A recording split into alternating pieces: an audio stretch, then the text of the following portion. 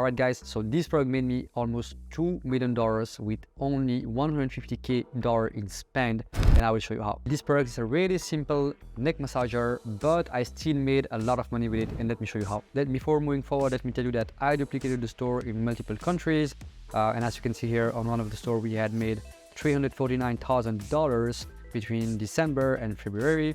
On another store here, you have 210K between October and March. On another store here, we have 88K. Another store here, you have 85K between January and April. Here we have 446K between December and April, and so on. Alright guys, I'm not here to flex, but just to show you how I did it so you can do it too.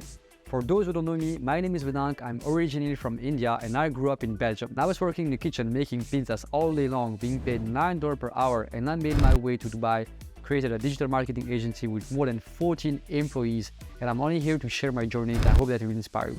Alright guys, so let's get into it. First, let me show you how I found the product. There is nothing special. Actually, I went on Seller Pulse, which is basically a tool that pulls on all the data from AliExpress. And I understood that this product was very well sold, right? So I went to Alibaba.com and sent a message to a couple of suppliers, and I was asking them if there was any new version of this product, right? And one guy told me that actually there was one new version that was about to come out in a couple of months on the market. So I said, okay, fine, that's a good opportunity. I want to get it. Is it possible for you to organize a photo shoot with some models in China for this product? I'm able to pay, I will pay whatever it takes. And the guy told me, hey, yeah, it's gonna be $500. So I just sent him $500 and he organized a professional photo shoot with the models.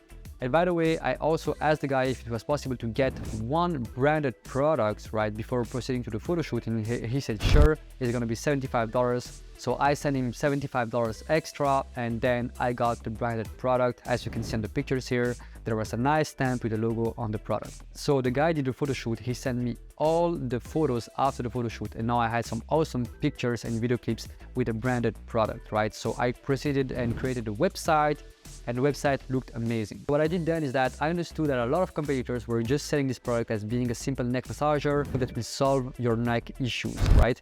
And what I did instead is I just tried to find some different angles that I would be able to use to promote the product. And I understood that this product can also help you to achieve a better muscle recovery, right, between two sessions, let's say, and also to actually relieve your stress. So those are the angles I actually picked, and I decided to create a whole copywriting around these two main angles. So far you can understand that I added value in three ways. I had some awesome pictures, I had a very good website, and also I took a different problem within the same product and I addressed the product to a different niche. What I did then is that I created a professional email address, and I actually started to source some influencers, right? What I did then is that I created a professional email address, firstname.name, and I also created a position at my company, let's say Sarah Johnson being the CMO of our company.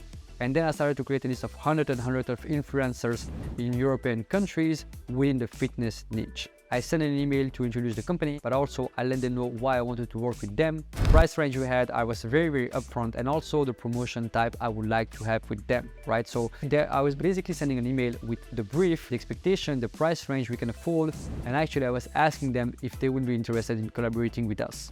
I got a couple of positive answers, and that's where I logged the deal, and I just called back the supplier and say, hey, is it possible to get 4 more branded products to my apartment? And boom, he shipped the branded product over to my apartment, right? What I did then is that I actually created a nice packaging, and I actually made a handwritten note, put it in the packaging, went to the post office, and boom, ship it to the influencer. And in the meantime, I was working hard on the promotion, on the exact strategy I wanted to use to leverage those influencers. Now, let me tell you about the most important piece of this strategy. While most of the people are leveraging influencers' audiences to send them directly on the product page, I decided to operate in a different way. And what I did back then is I created a landing page to collect people's email address and phone number, and I asked influencers to send their audience to this landing page. So you have to understand that most of the time when people are using influencers, they're sending people from their audience right to the product page. And I decided to operate in a different way.